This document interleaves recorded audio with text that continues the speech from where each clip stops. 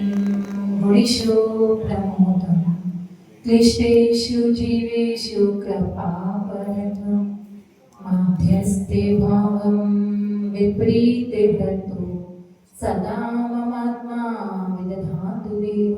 जय बोला अनंत परमेश्वरी भगवान की, देवादिदेव बोलनायक पंथुनाथ भगवान की, परम पूज्य आचार्य श्री अमित गुरुदेव की, परम पूज्य निवृत्त आचार्य संदेश साधु जी गुरुदेव की, परम पूज्य आरिका श्रीमती माता जी की, आरिका संघ की, जिनवाणी माता की, श्रीमद जैन धर्म की, माता जी के चरणों में वंदना भी करते हुए, तीनों साधुओं के चरणों में इच्छा भी करते हुए आगम के शब्दों को आपके समक्ष रखते हैं। आज सामायिक पाठ का अंतिम चरण है। आज कौन सा है? लास्ट श्लोक है, जिसमें अब तक हमने क्या क्या समझा। आत्म गहराई में जाने के लिए 4 द्वार हैं, 4 आयाम हैं, 4 घाटियां हैं और 4 सीढ़ियां हैं। इनके माध्यम से हम आत्म गहराई में जा सकते हैं। अब तक हमने 4 चीजों को पूरे श्लोक में क्या किया? पढ़ा। इसमें पढ़ा हमने क्या पढ़ा? भावना। फिर पढ़ा कि उसको छोड़ना है। हमने यहाँ पर भावना को पहला कसौटी पढ़ा, दूसरा पढ़ा छोड़ना, तीसरा पढ़ा मतलब उपासना और चौथा पढ़ा आत्म साधना। क्या क्या चरण किए? पहले हमने भावनाओं को पढ़ा कि हमें सम्यक दर्शन को पाना है, सम्यक दर्शन को प्राप्त करना है, तो इन भावनाओं के माध्यम से हम प्राप्त कर सकते हैं। फिर हमने दूसरे चरण में पढ़ा कि हमें अपने उस दर्शन की क्या करनी है? शुद्धि करनी है। अगर शुद्ध सम्यक दर्शन को पाना चाहते हो तो 8 मदों को और कषायों को छोड़ना पड़ेगा। फिर हमने पढ़ा कि हमें ऐसे परमात्मा की उपासना करनी है। वो परमात्मा कैसा है? कितने सारे गुणों को हमने पढ़ा और सुना था। वो 8 गुण जो सिद्धों में पाए जाते हैं, उसके बारे में हमने क्या की? उस परमात्मा की उपासना की। उसके बाद में चौथा चरण किया हमने आत्म साधना, जिसमें क्या किया हमने कि हमें अब अपनी आत्मा का ध्यान करना है, समाधि में लीन होना है। तो हमारा क्या होगा? हम इस 8 कर्मों से, 8 बंधन से छूट जाएंगे। तो इस तरीके से हमने भावना, आत्मशुद्धि, उपासना और आत्म साधना, इस तरीके से चारों को पढ़ा। अब इन चारों का अगर आप 8 से गुणा करोगे तो क्या हो जाएगा? 32। तो ये 32 श्लोक पूरे इसमें ऐसे दिए हैं। भावना, सम्यक दर्शन के 8 अंग, वो हो गया भावना का 8। फिर हो गया शुद्धि, तो शुद्धि में क्या बोला? 8 पद को छोड़ना, तो 8 वो हो गया। उपासना करना है तो सिद्धों के 8 गुण, और आत्म साधना करना है तो क्या बोला? 8 कर्मों को छोड़ना है, तो 8 चौक 32। तो ऐसे उन 32 श्लोकों का हमें क्या करना है? ध्यान करना है, उनका चिंतन हमें करना है। क्योंकि देखो, जो अपने 8 कर्म होते, इस तरीके से भी लगा सकते हैं, जो 8 कर्म हमें बनते हैं तो वो किसके कारण बनते हैं? 4 कषायों के कारण, क्रोध, मान, माया, लोभ। तो ऐसे करके भी 8 चौक 32। तो इन सब के बारे में हमने जाना। ये 32 श्लोक बहुत ही महत्वपूर्ण है, इनको अपने जीवन में हमें उतारना है। इसकी शुरुआत तो हमें क्या कहते हैं कि जैसे एक गाड़ी होती है ना, तो उस गाड़ी को चालू कर लो, ठीक है, लेकिन उसको एक्सेलरेटर नहीं दो तो क्या वो गाड़ी आगे बढ़ती है क्या? मंजिल तक पहुंच पाती है क्या? उसी प्रकार से गाड़ी को चालू तो छलक जी ने कर दिया था, लेकिन उसको एक्सेलरेटर देकर जो मंजिल तक पहुंचाया वो किसने पहुंचाया? परम पूज्य हरिका श्रीमती माता जी, जो मेरी शिक्षा गुरु है, जो मेरी गुरु माँ है, उन्होंने मेरे साथ में बराबर इसमें मेहनत की। क्योंकि क्या होता था, बीच बीच में घबरा जाती थी, ये श्लोक का क्या मतलब निकलता है, इस श्लोक में बोलने जैसा क्या है, कैसे बोलूंगी। तो माता जी कहते थे कि ठीक है, तूने सब पढ़ लिया, कहीं से कुछ नहीं मिला तो मैं बैठी हूँ। और जब वो समझाना शुरू करते थे तो मैं क्या करती थी, रिकॉर्डिंग चालू कर लेती थी, और जो जो बोलते थे वो सारा रिकॉर्ड हो जाता था, और फिर उसको सुन के लिख कर फिर मैं प्रवचन कर देती थी। इसमें कितने सारे श्लोक ऐसे हैं जो माता जी ने ही बताए हैं, और उसमें मुझे बाहर से कुछ भी ऐड नहीं करना पड़ा। इतनी ज्ञानी माता जी मुझे मिली है ना कि मैं अपना इतना सौभाग्य जानती हूँ, सौभाग्य मानती हूँ कि मैं कहीं दिया लेके ढूंढने जाती तो भी मुझे मिलते ही, और मुझे बिना ढूंढे ही मिल गए। तो ये मेरा पुण्य है कि नहीं? तो ऐसा माता जी का बहुत बहुत धन्यवाद कि मेरा ये पड़ाव पूरा हो रहा है और उस पे पहुंचाने में मेरी मदद की। तो यहाँ पर जो बता रहे हैं कि किसी भी चीज का क्या होता है, फल की इच्छा हमें होती। अगर पानी बरस रहा है तो क्या है, वो इस धरती के लिए क्या है, मूल्यवान है, जन समुदाय के लिए मूल्यवान है। अगर सागर में रत्न है तो वो सागर का मूल्य बढ़ जाता है। अगर पर्वत पर जल मंदिर है तो उस पर्वत की कीमत बढ़ जाती है। और अगर दूध में घी है तो उस घी की कीमत बढ़ जाती है, क्योंकि दूध का उतना मूल्य नहीं है जितना अधिक मूल्य उस घी का है। तो हम जहां पर भी लौकिक में देखते हैं, उन चीजों की वैल्यू किससे बढ़ती है, उसके फल से। फल मिलेगा तो उन चीजों की वैल्यू बढ़ेगी। उसी प्रकार से इसमें भी, इस सामायिक पाठ को हम पढ़ रहे हैं, लेकिन अगर उसके फल के बारे में नहीं जानेंगे तो कोई सामायिक पाठ को करेगा क्या, कोई सामायिक का चिंतन करेगा क्या। इसीलिए इस अंतिम श्लोक में आचार्य अमित गति गुरुदेव ने उस फल को बताया है, क्योंकि जब तक हम संसारी जीवों को कोई फायदा नहीं होगा, कुछ लाभ नहीं मिलेगा, तो हम कुछ भी काम करने वाले, एक पत्ता भी यहाँ से यहाँ हिलाने वाले नहीं है। इसीलिए यहाँ पर अंतिम श्लोक में उस फल के बारे में आचार्य अमित गति गुरुदेव ने हमें बताया है।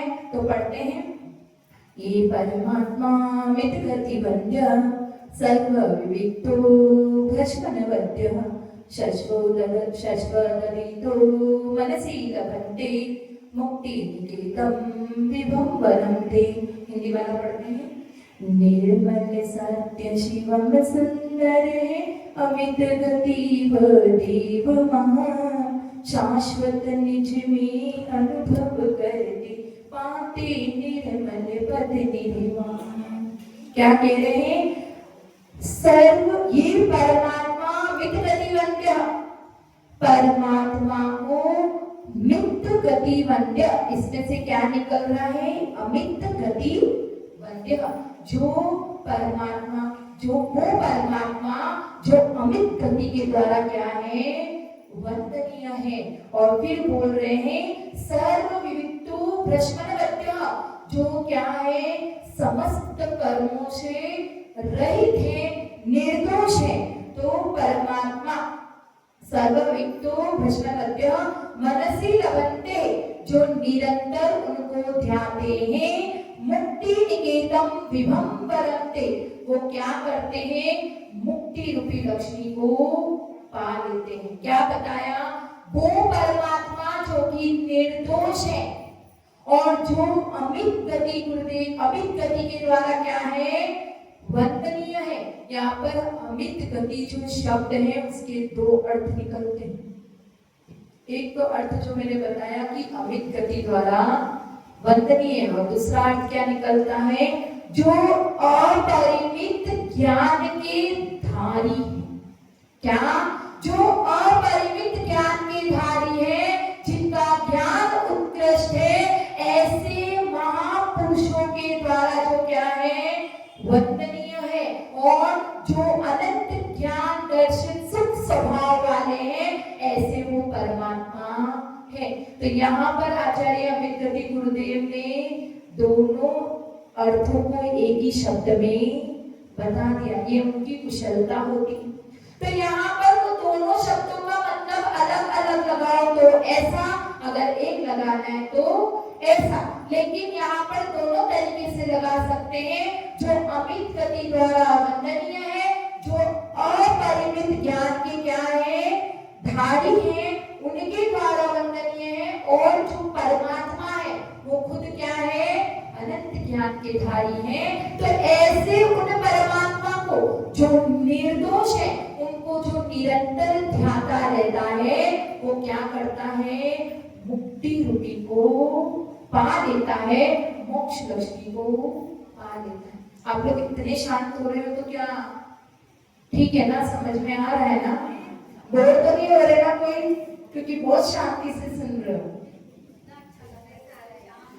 तो यहाँ पर पहला विशेषण दे रहे हैं कि सर्वविविक्तो ब्रह्मण्यमध्य, जो समस्त दोषों से रहित है, जो समस्त कर्मों से रहित है, जो समस्त पापों से अलिप्त है, ऐसे वो परमात्मा। इसका मतलब हम क्या हैं, दोषों से सहित हैं, कर्मों से सहित हैं। तो यहाँ पर यही कह रहे हैं कि तत्वा सूत्र में सूत्र आया है कौन सा, बंध हितव भाव निर्जराभ्याम कृष्ण कर्म विप्र मोक्षे मोक्ष। मतलब कि जब तक बंध के हेतु का अभाव नहीं होता और समस्त कर्मों का अभाव नहीं हो जाता, तब तक मोक्ष मिल नहीं सकता। तो यहाँ पर कह रहे हैं कि वो परमात्मा क्या है, समस्त कर्मों से रहित है। और हमें भी क्या करना है, समस्त कर्मों से रहित होना है। तो वो कैसे होंगे, परमात्मा की साधना करने से, परमात्मा की आराधना करने से, सामायिक करने से, निरंतर शुभ उपयोग में लगने से हम भी क्या करेंगे, उन दोषों से रहित हो जाएंगे। हमें श्रद्धा रखनी है। इसमें एक बहुत अच्छी सी कहानी है, जल्दी से सुनाती हूँ। क्या कहानी है कि एक सम्राट था, बहुत पारदर्शी, बहुत ज्ञानी, दूरदर्शी था। और उसने कुछ सोचकर एक पत्र लिखा, और वो पत्र अपने संदेश वाहक के थ्रू, जो इस नगर में, एक नगर के बाहर पास में एक ज्ञानी दार्शनिक व्यक्ति रहता था। अब उसके लिए पत्र लिखा। अब उसको क्या किया, उस संदेश वाहक को दिया, और वो लेकर, संदेश वाहक जो लेकर उसके घर तक गया। और वहां जाकर कहता है कि प्रणाम, मैं सम्राट का संदेश लेकर आया। अब वो व्यक्ति कहता है कि तुम सम्राट का संदेश लेकर आए हो, तो तुम कौन? तो वो कहता है कि तुम्हें दिख नहीं रहा, मेरे वस्त्रों से, मेरे पहनावे से नहीं दिख रहा कि मैं सम्राट का क्या हूँ, नौकर हूँ, मैं सम्राट के अंदर, सम्राट के उधर काम करता हूँ। तो वो कहता है कि कपड़ों का क्या है, वस्त्रों का क्या है, कोई भी पहन सकता है, लेकिन मुझे इस बात का प्रमाण दो कि क्या तुम सच में सम्राट के संदेशवाहक हो, क्या तुमने कभी सम्राट को देखा है? तो वो कहता है कि हाँ, वो भी उसके तर्कों से, क्योंकि जो मिथ्यावादी लोग होते हैं वो ऐसे ऐसे तर्क प्रस्तुत करते हैं कि लोग क्या हो जाते हैं, आश्चर्यचकित हो जाते हैं कि बात तो ये सही कह रहा है। उसी तरीके से वो भी कि हाँ, बात तो ये सही कह रहा है, सम्राट को तो मैंने देखा नहीं है, और मैं उसका कर्मचारी हूँ, मैं उसका नौकर हूँ, तो ठीक है, तो कहते हैं कि हाँ मेरे को ये पत्र तो सम्राट ने डायरेक्ट नहीं दिया, पहले तो उस अधिकारी को, जो प्रधान अधिकारी होता है उसको दिया, फिर वो प्रधान अधिकारी आके उसके नीचे वाले को दिया, फिर नीचे वाले से आके नीचे वाले को मिला, तब जाके मुझे मिला। तो बात तो सही है कि मैंने तो नहीं देखा। तो वो कहता है कि तुम ऐसे ही भ्रम में जी रहे हो कि चलो आओ अपन सम्राट की खोज करते हैं। और सम्राट की खोज में निकले तो रास्ते में क्या मिला, सिपाही मिला। उस सिपाही से पूछते हैं कि तुम कौन हो? तो वो कहता है कि मेरे वस्त्रों से नहीं दिख रहा कि मैं सम्राट का सिपाही हूं। अरे ये व्यक्ति भी भ्रम में था, पर सिर्फ वस्त्रों से क्या होता है, वस्त्र तो कोई भी पहन लेगा। तुमने सम्राट को देखा है क्या? अरे यार नहीं देखा। सही बात है। तो वो भी उसके साथ में सम्राट को ढूंढने निकल जाता। और ये लोग ढूंढते ढूंढते ढूंढते उस महल के द्वार पर आ जाते हैं और वहां पर चौकीदार मिलता है। चौकीदार से पूछते हैं तुम कौन हो? तो चौकीदार कहता है मैं सम्राट का चौकीदार। तो कहते हैं कि तूने सम्राट को देखा है क्या जब तू उसका चौकीदार है? सम्राट है कि नहीं, किसने देखा? तो कहता है बात तो सही है, चलो सम्राट को ढूंढते हैं। और तीनों उस महल के द्वार से जाकर तीनों ढूंढने निकलते हैं और ढूंढते ढूंढते आज तक उन्हें सम्राट मिला नहीं है। तो ये जो शंका है, ये जो संदेह है, उसी के कारण वो लोग घूम रहे हैं। वो महल के द्वार तक आए थे, अगर अंदर चले जाते तो उन्हें सम्राट दिख जाता।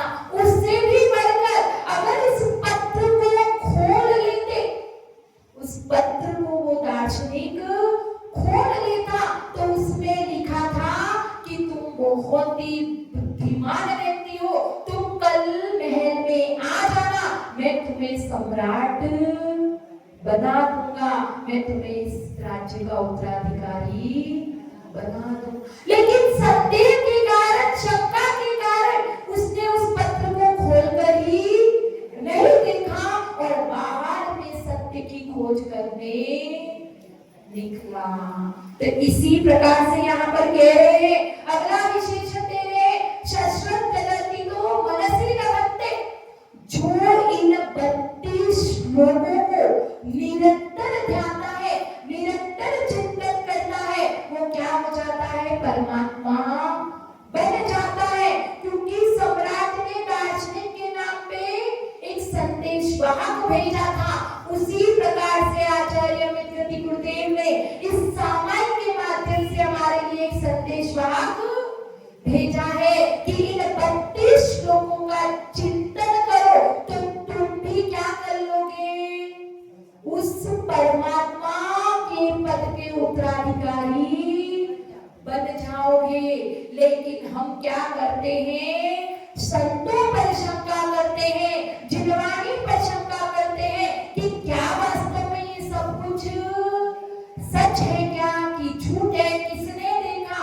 उस शंका में रहते रहते रहते जो जिनवाणी के बंद पन्ने हैं उन्हें खोल कर देखते ही नहीं है, उन्हें आचरण में ही नहीं लाते हैं। जिस प्रकार से उस दार्शनिक ने बाहर में खोज लगाई, अगर वो पत्र खोल लेता तो उसे सच का पता चल जाता और वो उत्तराधिकारी इस राज्य का बन जाता। उसी प्रकार से जो संतों ने हमें, जो संत हमें जिनवाणी के माध्यम से सुनाते हैं, हम जिनवाणी को पढ़ते हैं लेकिन उसको आचरण में नहीं लाते, उसको ध्यान में नहीं लाते, तो हम भी उस परमात्मा पद के उत्तराधिकारी नहीं बन पा रहे। हम भी क्या कर रहे हैं, घूमते जा रहे हैं, घूमते जा रहे हैं। हमारा अभी तक वो मोक्ष का द्वार खोली नहीं पा रहा। हम मोक्ष के द्वार तक पहुंच जाते हैं लेकिन अपने अज्ञान के कारण, अपनी श्रद्धा नहीं होने के कारण हम उसको पा ही नहीं पाते। और जिस दिन श्रद्धा आ जाएगी उस दिन क्या हो जाएगा, जिस दिन श्रद्धा आ जाएगी तो हम क्या करेंगे, उस द्वार को खोल लेंगे, हम अपना लेंगे और आचरण को अपना लेंगे तो ऑटोमेटिकली हम मंजिल तक पहुंच जाएंगे। तो यहाँ पर कह रहे हैं कि जो अगला विशेषण दे रहे हैं, मुक्ति निकेतम विभवम परमते, तो जो इस तरीके से श्रद्धा करता है, क्योंकि शंका हम क्या करते रहते हैं, हम दूसरों पे शंका इतनी करते रहते हैं। कभी किसी ने, कोई बच्चा जन्म लेता है तो किसी ने ऐसा करा है क्या कि किसी बच्चे ने अपनी माँ से जैसा जैसा माँ ने बताया कि ये तेरा भाई है, ये तेरी बहन है, ये तेरा क्या है, पिता है, ये तेरा दादा है, ये तेरी दादी, तो सब कुछ अपन मान लेते हैं ना, कि शंका करते हैं कि ये है कि नहीं सच। ऐसा किसी भी प्रकार की हमें शंका नहीं होती। उसी प्रकार से हमें संत गुरु, हमें हमारे साधु, हमें हमारी जिनवाणी माँ बता रही है कि ये मोक्ष का मार्ग है, यही तुम्हारा रास्ता है, इसी से तुम्हारा आत्म कल्याण होगा, इसी से तुम उस मुक्ति होगा को पाओगे।